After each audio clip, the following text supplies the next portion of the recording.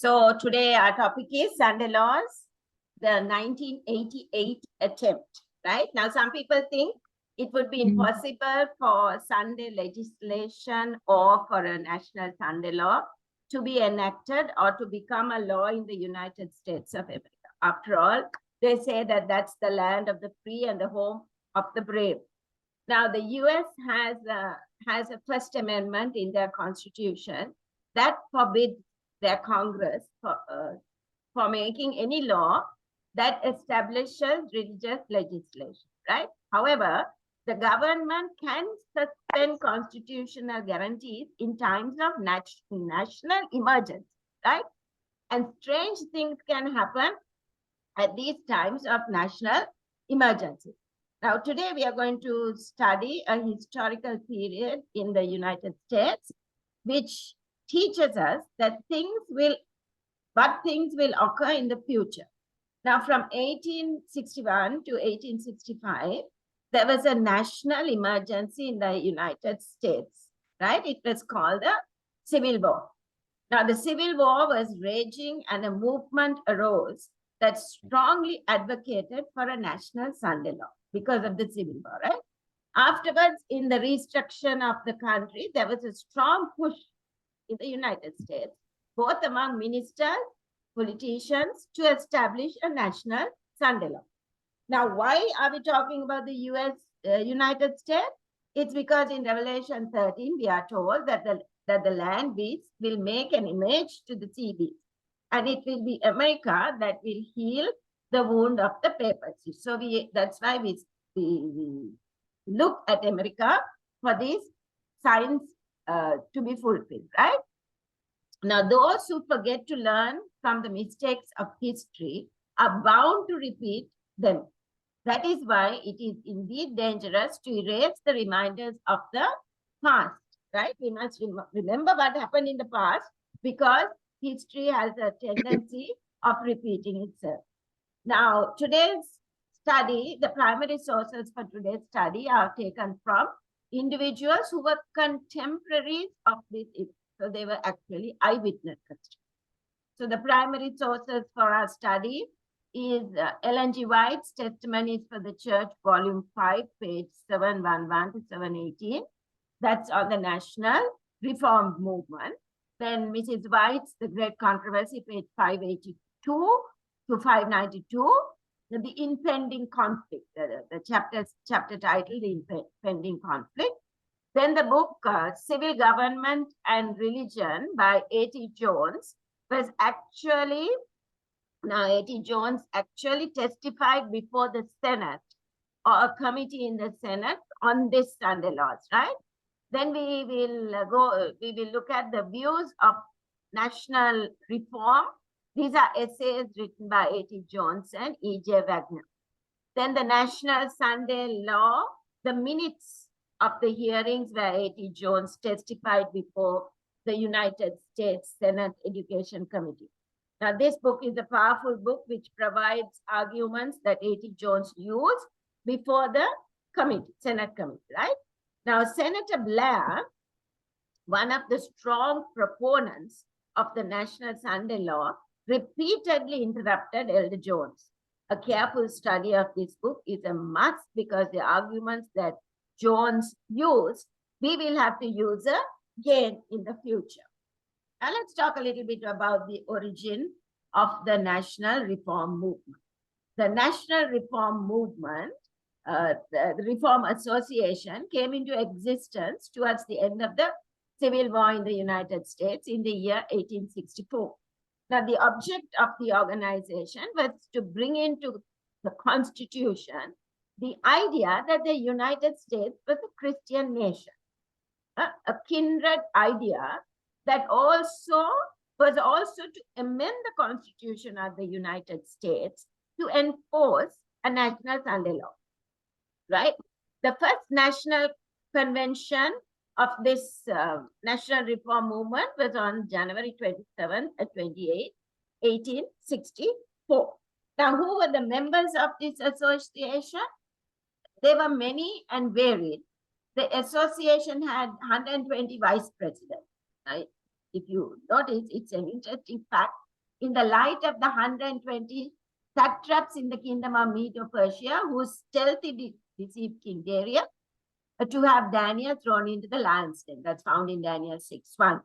Now, the official publication of this association was the Christian Statement. We will use a lot of excerpts from this publication, right? Today, the December 24, 1885 issue stated that among the vice presidents were 15 college professors, 16 college presidents, 3 ex-governors, 7 justices of the Supreme Court, 5 judges of the Superior Courts, 2 judges of the United States District Court, 1 judge of the United States Circuit Court, with such a number of honors and reverends and doctors of divinity.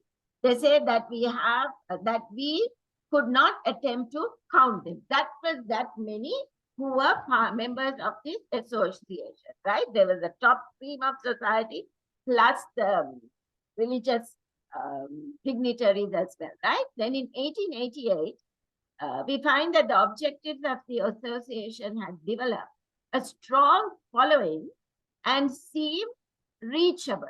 The objective of having a national Sunday law seemed reachable. This National Reform Association was a very influential organization in that period of the history of the United States, right? Because they had a lot of heavyweights on their membership.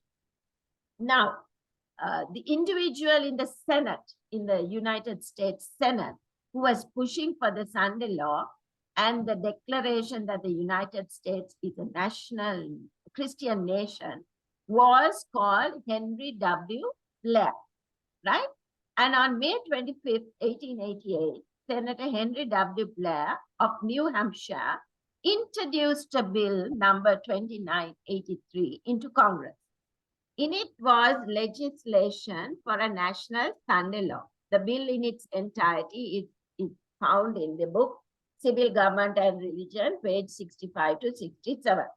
Then on December 13, 1888, A.T. Jones appeared before the Education and Labor Committee of the 50th United States Congress, right? And we can read his stenographic testimony in the book National Sunday Law. Just 5 or 6 months later, right, after this convention, A.T. Jones appeared once again before this committee to testify regarding the desire for the Sunday law, right, to give his arguments against it. Now, let's go through several historical details about this period from history. From 1864 all the way through to 1865, the end of the Civil War, and then through the period of the restructuration of the country after the Civil War, right? So we are going to look at different segments during these periods, right? To begin with, the Catholics were behind the amendment, right? Roman Catholics were in favor of this amendment, and in 1889, the National Catholic Congress, meeting in Baltimore, resolved to unite with the Protestants to secure proper Sunday observance. It is noteworthy that the Protestants came up with the idea and the Catholics provided encouragement and support. In an encyclical letter in 1885, Pope Leo XIII wrote this: all Catholics should do all in their power to cause the constitutions of the states and the legislation to be modeled on the principles of a true church. And all Catholic writers and journalists should never lose sight for an instant from the view of the above prescription. Right now, then a very influential cardinal named James Gibbons agreed with the Pope on this, and he added his name to the list of those who desired to have a national Sunday law. So this is what he says in, this is found in the book Civil Government and Religion, page 35, it says, I am most happy to add my name to those of the millions of others who are laudably contending against the violation of the Christian Sabbath. Now, when they mean Christian Sabbath, they're talking about Sunday observance, right? By unnecessary labor, and who are endeavoring to promote its decent and proper observance by judicious legislation, right? Notice what it says. He says, I'm most happy to add my name to those of the millions of others who are laudably contending against the violation of the Christian Sabbath. Now, that is not the 7-day Sabbath found in the Bible. He is talking about the Sunday observance, right? Now, union of church and state. Not only was there a union with Catholics and Protestants in this particular project, but there was also a union of church and state.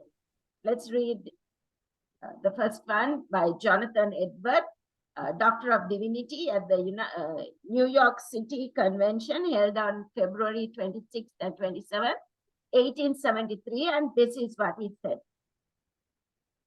We want state and religion, and we are going to have it.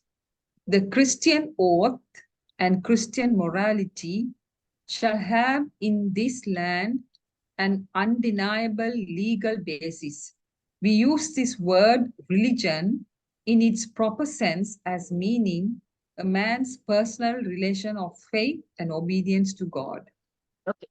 Then the Reverend M.A. God wrote in the Christian Statesman the following. Our remedy for all this malefic influence is to have the government simply set up the moral law and recognize God's authority behind it and lay its hand on any religion that does not conform to it. So he says with liquor, immorality, consumerism, civil war, those influences, the government has simply make a moral law. Then in a speech at the Elgin Convention, Dr. Mandeville, one of the leaders of the movement, expressed his view of the relationship between church and state. Now they want to unite church and state. Let's see what he has to say. When the Church of God awakes and does its study, its duty on one side and the state on the other, we shall have no further trouble in this matter. See the argument? They say when the church and the state join together and they do things, we won't have any problems, right? Now, Sam Small, he was the secretary of the National Prohibition Convention held in Indianapolis in 1888, preached a sermon in Kansas City in January of 1888. And this is what he had to say. I want to see the day come when the church shall be the arbiter of all legislation, state, national, municipal. When the great churches of the country can come together harmoniously and issue their edict, and the legislative power will respect it and enact it into law. Can you see how the arguments? Then it couldn't get any more explicit regarding the duties of the state. Reverend J.M. Foster, a member of the same movement, this is what he suggested, that a constitutional provision be made for recognizing God as King of Nations, that a constitutional recognition be made that the state is the divinely appointed keeper of the moral law, that a constitutional provision be made detailing the moral and religious qualifications of those who would occupy an office of trust, that the nation needed to make a covenant with God, that the nation must guard and protect the church by suppressing all public violation of the moral law, by maintaining a system of public schools, indoctrinating their youth in morality and virtue, by exempting church property from taxation, and by providing her funds out of the public treasury for carrying on her aggressive work at home and in foreign fields. Now just imagine the government financing and the church controlling. It will be like going back to the 1260 years. But this is their arguments. Listen carefully to their arguments, right? Then we find in the Cleveland National Convention, they adopted the following resolution. Resolve that we reaffirm that this religious amendment, instead of infringing on any individual's right of conscience or tending in the least degree to a union of church and state, will afford the fullest security against a corrupting church establishment and form the strongest safeguard of both the civil and religious liberties. All citizens. Okay. So Dr. McAllister spoke the following words at Lakeside, Ohio in July of 1887. Let's hear what he had. Let a man be what he may, Jew, Seventh-day Observer, or some other denomination, or those who do not believe in the Christian Sabbath. Let the law apply to everyone, that there shall be no public discretion of the first day of the week, the Christian Sabbath, the day of rest for the nation. They may hold any other day of the week as sacred and observe it. But that day, which is the one day in 7 for the nation at large, let that not be publicly discredited by anyone, by officer in the government or by private citizen, high or low, rich or poor, civil government and military. Isn't it interesting, right? Now it's calling Sunday the Christian Sabbath, the first day of the week, right? And mandating that there be no public desecration of the first day of the week, right? Now these were actually taking place during this time, right? Now, at the Evergreen Sunday Law Convention, Dr. Mandeville of Chicago used Nehemiah's Sabbath legislation and applied it to Sunday, right? Now listen to what he has to say. The merchants of Tyre insisted upon selling goods near the temple on the Sabbath. And Nehemiah compelled the officers of the law to do their duty and to stop it. So we can compel the officers of the law to do their duty. Interesting, isn't it? And these incredible statements, considering that the 2 clauses of the First Amendment of the American Constitution were actually enacted way back in 1891, that they would actually say that the church had to dictate to the state what the state should be doing regarding the day of worship, right? See their arguments and how convinced they are in their minds, right? Then a Sunday law mass meeting took place in Hamilton Hall, Oakland, California, in January of 1887. In a speech, the Reverend Dr. Briggs of Napa, California, rebuked the political leader. This is what he said. You relegate moral instruction to the church, then let all go as they please on Sunday, so that we cannot get at them, right? So he's rebuking them. What he's saying is, you know, you don't do your duty because you want us to teach morality to the people, and then you don't do your duty of telling them that they have to go to church on Sunday so that we can get at them, so that they are required to attend church on Sunday. Now, the leaders of this movement wanted the state to corral all the people on Sunday so that the preachers could get at them. It's very possible. Since when should the state force people to go to church so that preachers can get to them? People should go to church willingly, not by compulsion. What a contrast with Seventh-day Adventists, right? On any given Sabbath, the members are in church and they never go shopping. Why? Because it is their conviction and it is not a legislation necessary. It's not registered. I mean, it's not a legal thing that they should not go, but we don't go because that is a faith and trust and duty to God, right? Nobody needs to tell us anything further. Okay, now moving on. What reasons are given for the National Sunday Law? Well, they were actually aggravated. What reasons are given, right? One is the reasons that they are giving for Sunday law, that aggravating is that the trains function on Sunday and that the newspapers were published on Sunday. And there was a lot of crime and scandal and gossip in this news. Now, after that, the Sunday paper, they say after the Sunday papers are full of gossip, scandal and news and politics. And this is what Dr. Briggs said. What a melee. What a dish to set down before a man before breakfast and after breakfast, to prepare him for hearing the word of God. It makes it twice as hard to reach those who go to the sanctuary and keep many away from the house of worship altogether. They read the news, they read the paper, the time comes to go to church, but it is said, here is something interesting, I will read it and not go to church today. This is what they say. So the purpose of the Sunday law was to get people to go to church so that they would be willing to listen to the ministers. And there was this strong demand to abolish the Sunday newspaper, right?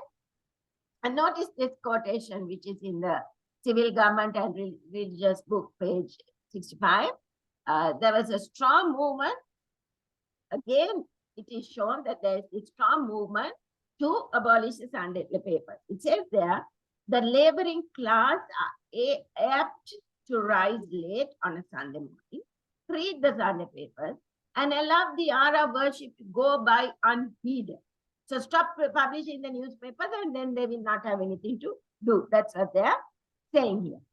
Now, at the Agrarian Convention, Dr. Evans suggested shutting down the Sunday train. Now, that was the attack on the newspapers. Don't publish the newspapers. Now, let's listen to what they have to say about the Sunday train. The Sunday train is another great evil. They cannot afford to run a train unless they get a great many passengers, and so break up a great many congregations. The Sunday railroad trains are hurrying their passengers fast onto perdition. What an outrage that the railroad, that great civilizer, should destroy the Christian Sabbath. It is the argument, right? They are far-fetched ideas, right? But they are real. This is what they brought out. Now, just a quick parenthesis here. Now, when it comes to our time, now these were coming out of the Civil War, right? Now, if it comes to our time, what about climate change? There's hot, and then there's flood, then there's tornadoes, right? Is it just possible that climate change might be a catalyst to say that people should set aside Sunday as the day of rest? Quite plausible, isn't it? Right? Then we find this quote from the Reverend M. Gaunt of the National Reform Association.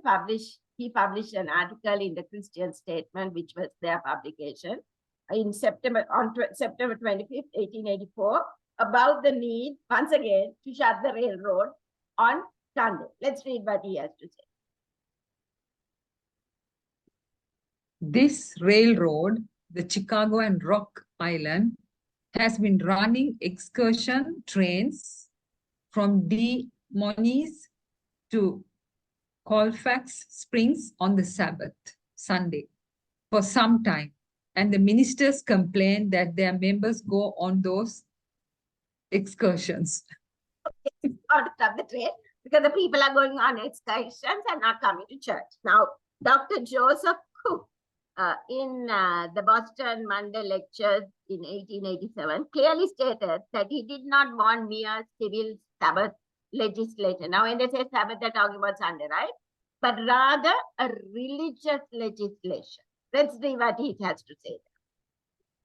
The experience of centuries shows, however, that you will in vain endeavor to preserve Sunday as a day of rest, unless you preserve it as a day of worship. Unless Sabbath observance be founded upon religious reasons, you will not long maintain it at a high standard on the basis of economic and psychological and political considerations only. So what he's saying is, we can't say that we need a Sunday law because of the economic, psychological, or political reasons. It has to be a religious Sunday law, Yes. right? It has to be based on religion, right? So that's what he's saying. Now, these actually took place, right? It may seem a little bit far-fetched to us, but it actually did take place during that period. Now, the Algrin Convention voted the following resolution. Now, they voted on this, right? It said they resolved that we recognize the Sabbath, once again it's Sunday, as an institution of God, revealed in nature and the Bible, and a perpetual obligation on all men, and also as a civil and American institution, bound up in vital and historical connection with the origin and foundation of our government, the growth of our polity, and necessary to be maintained in order for the preservation and integrity of our national system, and therefore as having a sacred claim on all patriotic American citizens. So in other words, what they're saying here is, if you don't keep Sunday, you're not patriotic. You're not a good American citizen. Now he's talking about the period of the pilgrims of the Puritans, right? So according to him, the substance of the nation, the subsistence of the nation is dependent on Sunday as a day of rest, right? Now their line of reasoning, as we can see, is something else, right? Now the same Algrin Convention resolved to curtail purchasing, business, and travel on Sunday. Let's give that a list. That we look with shame and sorrow on the non-observance of Sabbath, Sunday, by many Christian people, in that the custom prevails with them of purchasing Sabbath newspapers, engaging in and patronizing Sabbath business and travel, and in many instances giving themselves to pleasure and self-indulgence, setting aside by neglect and indifference the great duties and privileges which God's day brings them, right? So where in the Bible does it say that Sunday is the Lord's day? Nowhere, right? There are just only 5 verses in the Bible that talk about the first day of the week, and none of them talk about it as the Sabbath, right? So they're referring to Sunday, and they say that you have to keep it like the Bible Sabbath, right? Now the idea of a Christian nation. Now those who belong to this movement also wanted that the United States be called by the Supreme Court a Christian nation. They wanted to make it law that they were a Christian nation. The movement also expressed a desire, right? They expressed this desire to call the United States a Christian nation. Let's read what they have to say. This is from the Women's Christian Temperance Union Convention of 1887, as found in A.T. Jones's Civil Government and Religion, page 6. The Women's Christian Temperance Union, local, state, national, and worldwide, has one vital organic thought, one all-absorbing purpose, one undying enthusiasm, and that is that Christ shall be this world's king. Yea, verily, this world's king in its realm of cause and effect, king of its courts, its camp, its commerce, king of its colleges and Cloisters, king of its customs and constitutions. The kingdom of Christ must enter the realm of law through the gateway of politics. Now, by the way, they were an organization that was allied to many other organizations, right? They were quite a powerful movement, right? And interesting, there's another interesting article found in the Christian Statement of October 2, 1844, that had this particular quotation. Give all men to understand that this is a Christian nation, and that believing that without Christianity we perish, we must maintain by all right means our Christian character, inscribe this character on our constitution, enforce upon all that come among us the laws of Christian morality. So they wanted to enact laws so that people would be moral according to the Bible. Not that people, God has given us the freedom of choice, right? To choose. Now they want to take away that freedom and bring in laws which will force people to be what they think is right, right? That is what they're trying to do. Now the Christian Statement, December 24, 1885, we find in this publication, we find this word. What the statesman designates as political atheism is nothing more or less than the present form of government and the present constitution of the United States. To oppose national reform is to them sheer atheism, and to oppose the kind of government which they endorse is political atheism.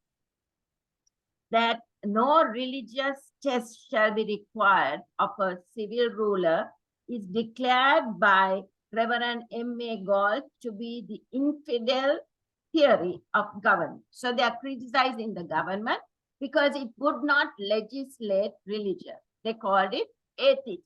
They called it atheism, right? Now this is their way. Those who belong to this movement also believe that there had to be voter guides. Now, how are they going to elect people? They're going to have voters. They're going to influence the voters to vote for whom they say, right? So they said, we need to send out voter guides so that people can pressure the government to get the national standard. So these are their strategies that they are bringing, right? So the third resolution of the Elgin convention encourage voters to vote only for certain candidates. So this is this movement. They are saying that the church has the authority to tell people whom they should vote. Let's read what they resolved to do there. Resolve that we give our votes and support to those candidates or political officers who will pledge themselves to vote for the enactment and enforcing of statutes in favor of the civil Sabbath. Okay, so then we have the Honorable John Cole from Tingley, Iowa. He wrote this in the Christian Statement of September 16, 1886. If Congress does not find in our Constitution a basis for Sabbath legislation, then let us elect a Congress who will find such a basis. And you see the power behind it, right? They are influencing. They want to influence how the government does its work, right? Quite a push, isn't it? Right. Now, then there were letters to pressure legislators, those who were the senators and the Congress, right? This movement also encouraged the citizens to flood the legislature with petitions for a national Sunday law, right? Notice this particular quotation found in the Christian Statement, which is their publication of September 6, 1888. This is what they said. Let us begin without delay the circulation of petitions to be furnished in proper form by the associates. They will give them the format. And let an opportunity be given to all parts of the country to make up a roll of petitions so great that it will require a procession of wheelbarrows, then it is wheelbarrows now, to trundle the mighty mass into the presence of the representatives of the nation in the House of Congress. Let a mass convention of the friends of the cause be held in Washington, when the Blair resolution shall be under discussion, to accompany with its influence the presentation of the petition, and to take such other actions as may be deemed best to arouse the nation to a genuine enthusiasm in behalf of our national Christianity. Now, these words were from words of John Alexander, father of the National Reform Movement, right? That is what. So they say, let us all gather together, people, and pressure the politicians to do what we want, and that is to bring in the Sunday legislation, Sunday laws. Then we find these next three statements are by J.C.K. Milligan, and they are written in the Christian Statement as well. Let's listen to them. By letters to senators and representatives in Congress, by petitions numerously signed and forwarded to them, by local, state, and national conventions held, and public meetings in every school district. Such an influence can quickly be brought to bear as will compel our legislators to adopt the measure and enforce it by the needed legislation. The Christian pulpits, if they would could secure its adoption before the dog days end. Next one.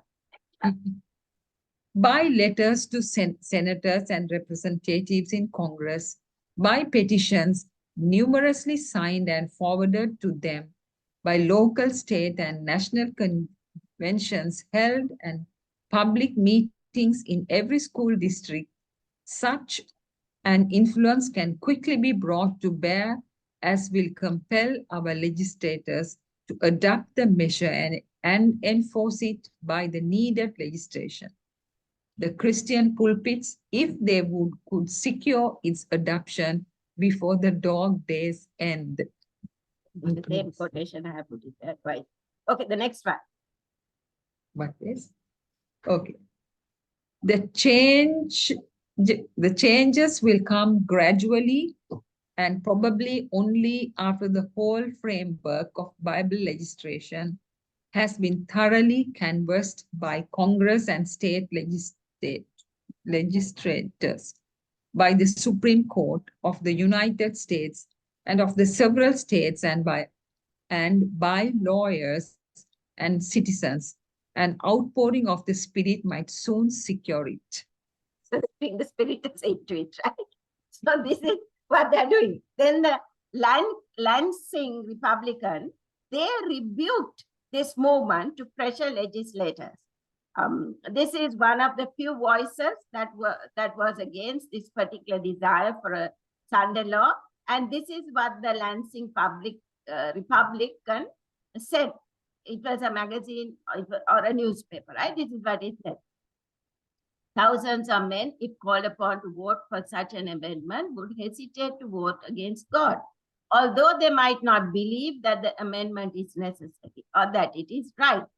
Such an amendment would be likely to receive an affirmative vote, which would by no means indicate the true sentiment of the people. Men who make politics a trade would hesitate to record their names against the proposed constitutional amendment, advocated by the great religious denominations of the land and endorsed by such men as Bishop Simpson, Bishop McLevin, Bishop Eastburn, President Finney, Professor Lewis, Professor Seeley, Bishop Huntington, Bishop. Now these are all bishops, right? Bishop Kerfoot, Dr. Patterson, Dr.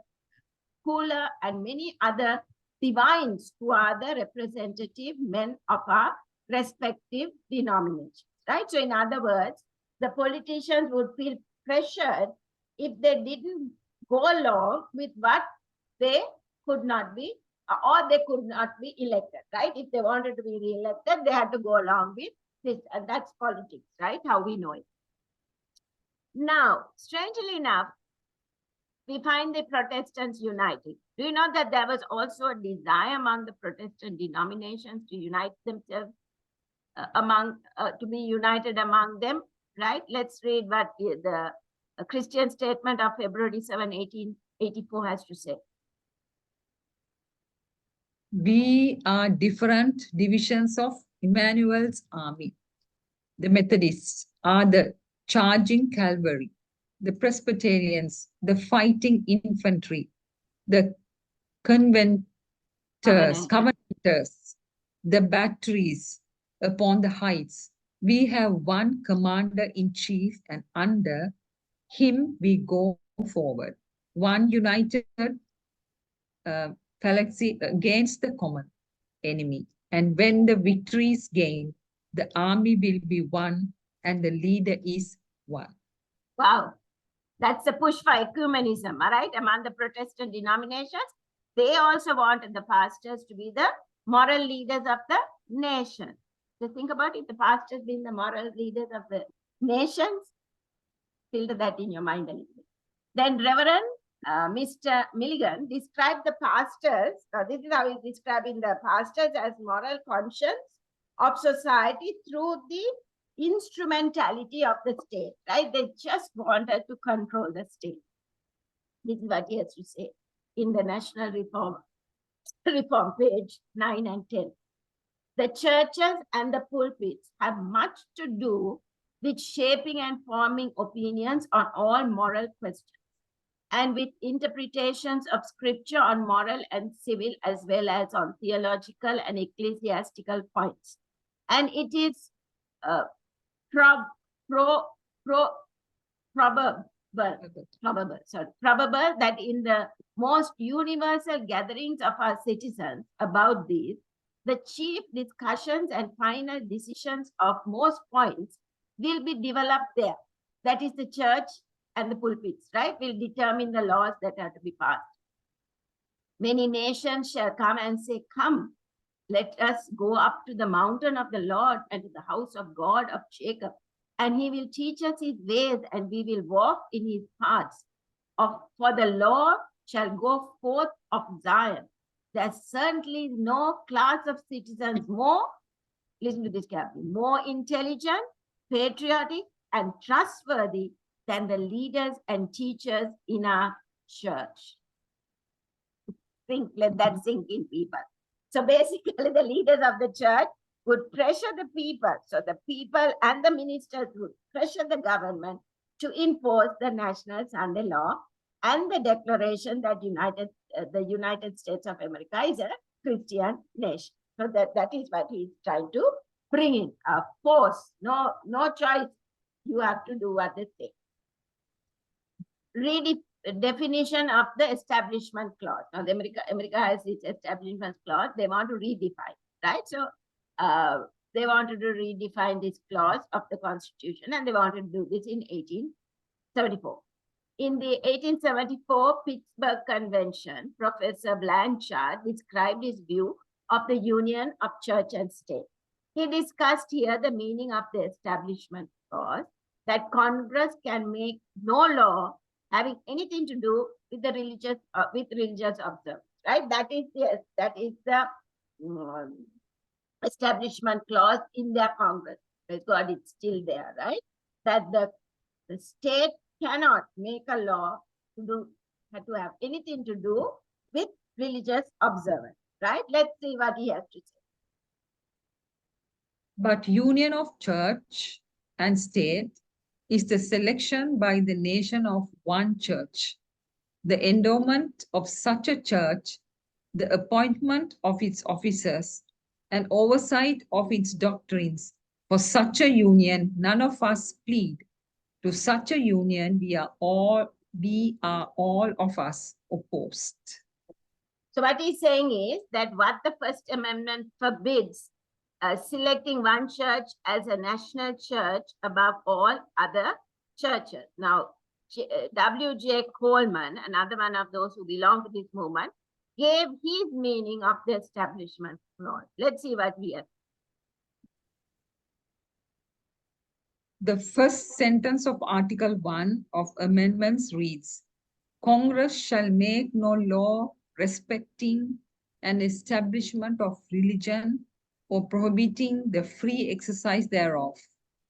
This would be made consistent with the proposed amendment by substituting the words a church for religion, making it read, Congress shall make no law respecting an establishment of a church.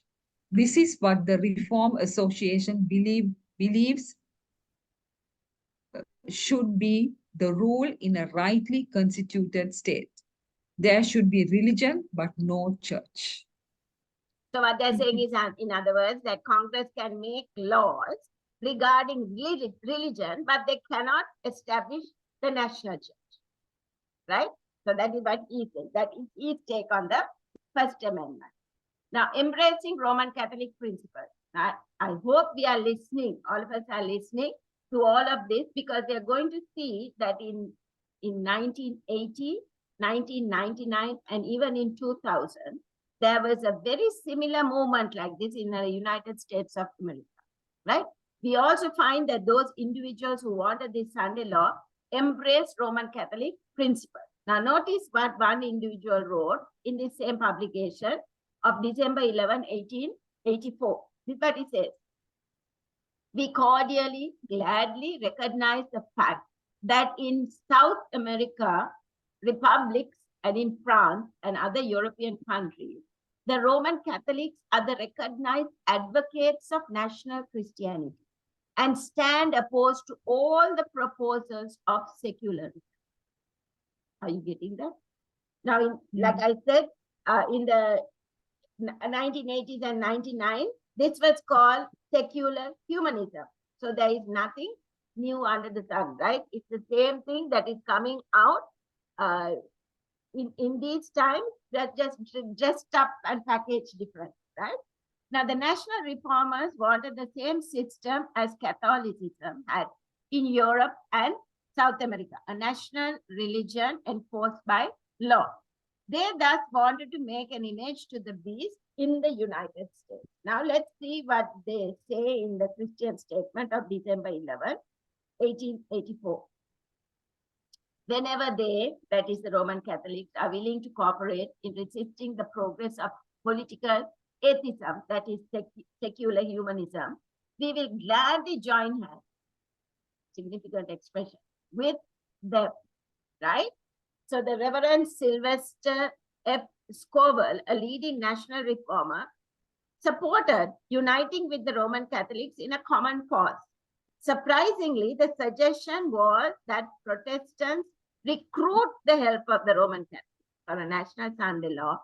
This is how the suggestion read. Its common interest, that is of all religious people in the Sabbath Sunday, ought both to strengthen our determination to work and our readiness to cooperate in every way with our Roman Catholic fellow citizens. We may be subjected to some rebuffs in our first profile, and the time is not yet come when the Roman Church will consent to strike hands with other churches as such. But the time has come to make repeated advances and gladly to accept cooperation in any form in which they may be willing to exhibit it. It is one of the necessities of the situation. So they say the situation needs that we join together. Okay.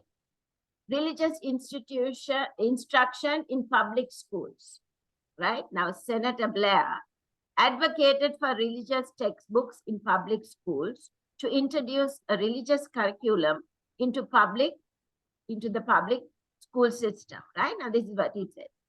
Esther. I believe that a textbook of instruction in the principles of virtue, morality, and of the Christian religion can be prepared for use in the public schools. by the joint effort of those who represent every branch of the Christian church, both Protestant and Catholic, and also those who are not actively associated with either.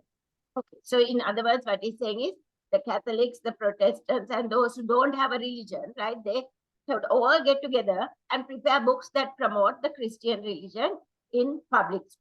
Right now, this is being public, it will be part of the public school curriculum. Now, this was linked with good causes. The Women's Christian Temperance Union, which was allied in many ways with the National Reform Association in its monthly reading of September 1, 1886, had this statement: "A true theocracy is yet to come, and the enthronement of Christ in law and lawmakers. Hence, I pray devoutly as a Christian patriot for the ballot in the hands of women, and rejoice that the National Women's Christian Temperance Union has so long championed this cause." Right? So we have to be very careful when these movements come. We need to know actually where, what they are linking. So this Christian temperance movement, temperance is a good thing, but they were linked to the National Sunday Law, where they wanted to bring in legislature and control people how they worship, right? It's a matter of controlling. Now, the desire for theocracy, like during the colonial period, right? They also wanted this, the ministers to, where the ministers influence the state to propose religious legislation. Let's read what Professor Blanchard in the Elgin Convention shared his view of the role of ministers in this new theocracy, right? They didn't want republics or democracies, they wanted a theocracy. Now, remember Jesus said, my kingdom is not of this world, right? Jesus wants his people to be ready for his kingdom in heaven, right? He doesn't want to establish a kingdom here on earth. He has given us the freedom to choose, right? That is a God-given right for us to have the freedom to choose and the freedom to worship the way we want. Let's see what Professor Blanchard has to say. In this work we are undertaking for the Sabbath, we are the representatives of God. Wow.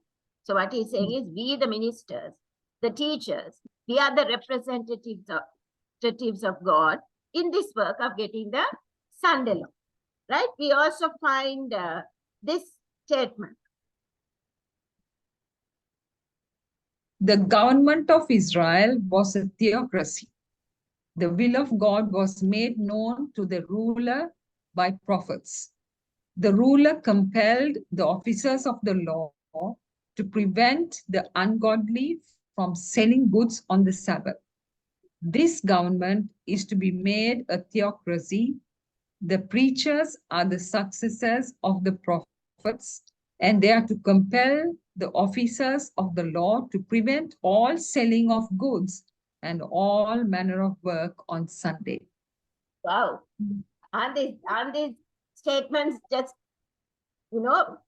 let's read what Dr. Kraft, the General Secretary of the National Sunday Law Union, what he had to say. The preachers are the successors of the prophets. So the preachers are the ones who had taken the place of God's prophets during the time of Israel. When God spoke to them, now they say that God is going to speak to them through the preachers.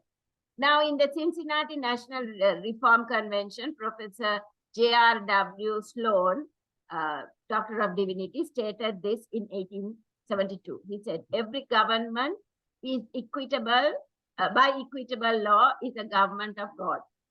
A republic thus governed is of him through the people, and is a truly and really a theocracy as the Commonwealth of Israel. Right? And they're comparing this to Israel. So in other words, he's saying, I want the theocracy of the United States just like it existed during the colonial period. Right?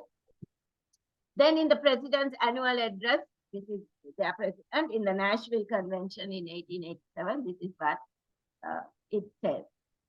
The Women's Christian Temperance Union, local, state, national, worldwide, has one vital organic thought, one all-absorbing purpose, one undying enthusiasm. And that is that Christ shall be the world's king. Yea, verily, this world's king, in its realms of cause and effect, king of its courts, its camps, its commerce, king of its colleges and cloisters, king of its customs and its constitution. The kingdom of Christ must enter the realm of law through the gateway of politics. We pray heaven to give the old parties no rest until they shall swear an oath of allegiance to Christ in politics and march in one great army up to the polls to worship God. So they were also teaching that they needed to disenfranchise those who disagreed with the national Sunday. So those who disagreed with this Sunday law would be opposed, right? Now, this is what Reverend G.B. Graham at the National Convention held in New York, Nebraska said. We might add in all justice, if the opponents of the Bible do not like our government and its Christian features, let them go to some wild, desolate land, and in the name of the devil, and for the sake of the devil, subdue it, and set up a government of their own on infidel and atheistic ideas. And then, if they can stand it, stay there till they die. It's not amusing, it's serious, right? It says they can go to some island and stay there if they don't believe in us and go along with what we are saying. Then the next amendment, Reverend John Colin Knox Milligan wrote this in the Christian Statement, their publication.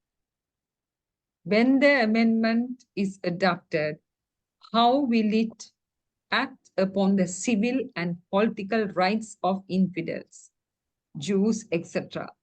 This depends largely upon themselves. The worst result will be to disfranchise them. So they won't be able to vote, they won't be able to do anything. Just remove them from society because they are not agreeing to do what these people want. Now Reverend M.A. Galt, District Secretary of the Association, this is what he said. Our remedy for all these male-fic influencers is to have the government simply set up a moral law and recognize God's authority behind and lay its hand on any religion that does not conform to it. Right? Then in the statement of October 2, 1884, this is what they had to say. Give all men to understand that this is a Christian nation and that believing that without Christianity we perish. Isn't that the very words of Caiaphas, right? Didn't he say, as a nation we will perish? We must maintain by all means our Christian character. Inscribe this character upon our constitution. Enforce it upon all who come among us. The laws of Christian morality. Nowhere in the Bible does God tell us to force people to do anything. So these people have got it a little bit wrong.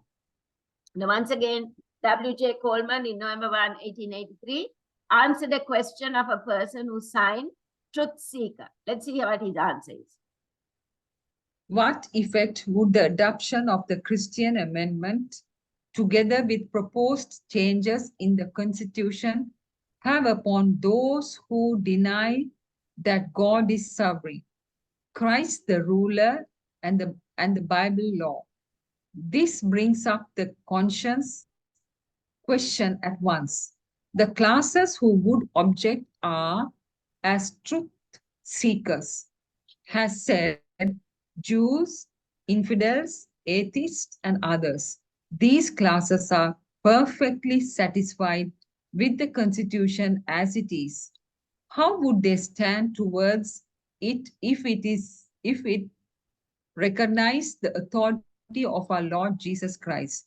To be perfectly plain, I believe that the existence of a Christian constitution would disfranchise every logically consistent infidel. Hmm. Can you see them where they're going? Next one, in a letter dated December 14, 1887, the Reverend W.T. McConnell of Youngstown, Ohio, published this in an open letter to the editor of the American Sentinel. The foolhardy fellow who persists in standing on a railroad track may well anticipate trouble when he hears the rumble of the coming train. If he shall read the signs of the times in the screaming whistle and flaming headlight, he may change his position and avoid the danger. But if he won't be influenced by these. His most gloomy forebodings of trouble will be realized when the express strikes him. So you, neighbor, if through prejudice or the enmity of unregenerate hearts, you have determined to oppose the progress of this nation in fulfilling its vocation as an instrument in the divine work of regenerating human society, may rightly expect trouble. It will be sure to come to you. How do you like them, right? They're threatening us. Then comes persecution. What was the conclusion of this push for national Sunday law? Persecution. Because whenever the church influences the state to enact its laws, the immediate result is persecution, and that is found right through history, right? Now, the Rational Reform WTCU Convention of Lakeside, Ohio in 1887, someone made this statement. There is a law in the state of Arkansas enforcing Sunday observance upon the people. And the result has been that many good persons have not only been imprisoned, but have lost their property and even their lives. So what did this bring in? Obviously, it stirs up emotions of people and brings on persecution. Now, to this, McAllister, one of the individuals who were pushing for the Sunday law, replied, and this is what he said: "It is better that a few should suffer." Heard that one before, right? In the context of Caiaphas' argument in John 11:47, is it better for one man to suffer than for the entire nation to suffer? Remember what he said? And so this is what McAllister is saying: it is better that a few should suffer than that the whole nation should lose its Sabbath. Right? Can you see the arguments coming over? So for the good of the nation, the few who keep the Sabbath, the real biblical Sabbath, need to suffer according to him. Right. Now, in 556 AD, Paul Pelagius called upon Narses to compel certain parties to obey the Pope's command. Narses objected, to which the Pope responded, right? Now, listen to this comment from the Civil Government and Religion, page 107. Be not alarmed at the idle talk of some, crying out against persecution and reproaching the church as if she delighted in cruelty, when she punishes evil with wholesome severities or procure the salvation of souls. He alone persecutes who forces to do evil, but to restrain men from doing evil or to punish those who have done it is not persecution or cruelty, but love of mankind. Unbelievable, isn't it? How he is rationalizing that. And then we find John Cotton during the colonial period in America before their independence. This is what he had to say. Persecution is not wrong in itself. It is wicked for falsehood to persecute truth, but it is the sacred duty of truth to persecute falsehood. Saving America, right? So that's in the Virginia Sunday Law of 1610, it required this law during the Puritan, the colonial time before they got independence. Now they fled Europe because of persecution, religious persecution, but they were doing the same when they came here, right? Now in the Virginia Sunday Law of 1610, it required attendance at the divine service twice a day. If they didn't come, economic fines for the first two offenses, and then to suffer death for the third. That is what they right? So they were forcing people to keep Sunday.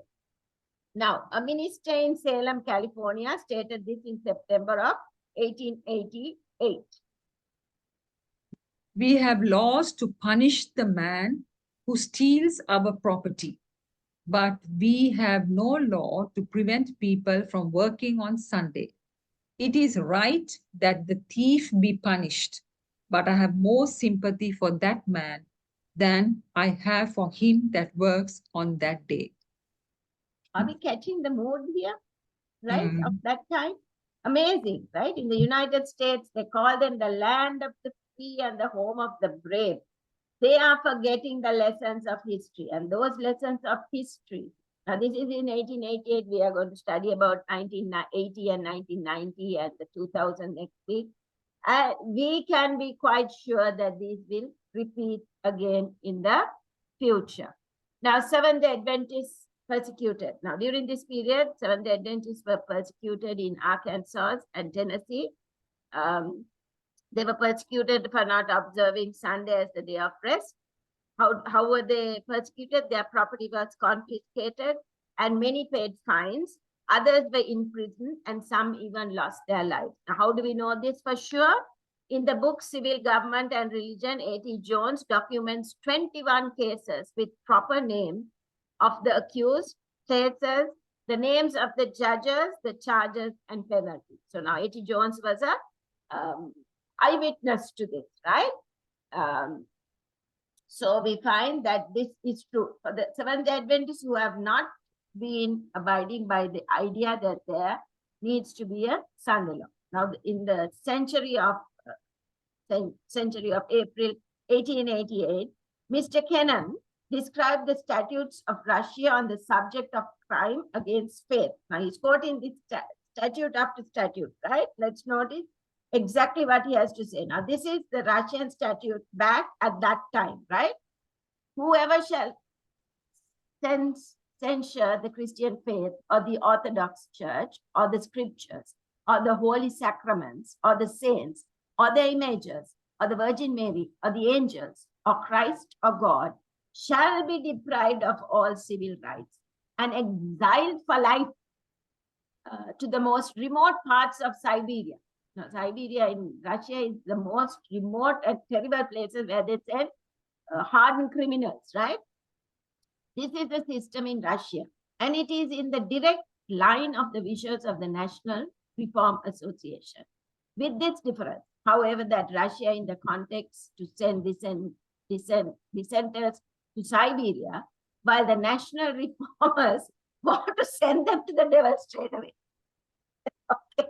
So we find that this is the direct line of the visions of the National Reform Association, with the difference. They're saying we are not going to send them to Siberia like Russia, but we are going to send them to the devil. Do you know that in the Soviet Union, during this time, they organized that citizens would snitch on potential enemies of the state. They would sneak about it, right? Is it different from is it any different for the state to encourage neighbors to snitch, to sneak on those who do not, don't do what the state wants, right?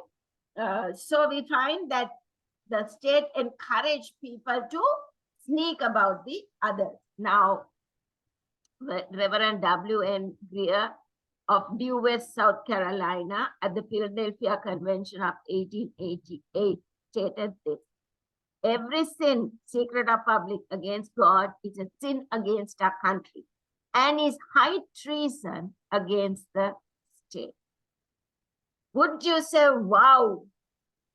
Now, I know that this might be a bit of information overload for all of us because we have read many, many statements. But the reason why we are studying this and reading this is because we need to see the documentation of what was happening back then. We need to see the documentation of these things so that we know what exactly took place. And strange things have happened and can happen in a time of national emergency.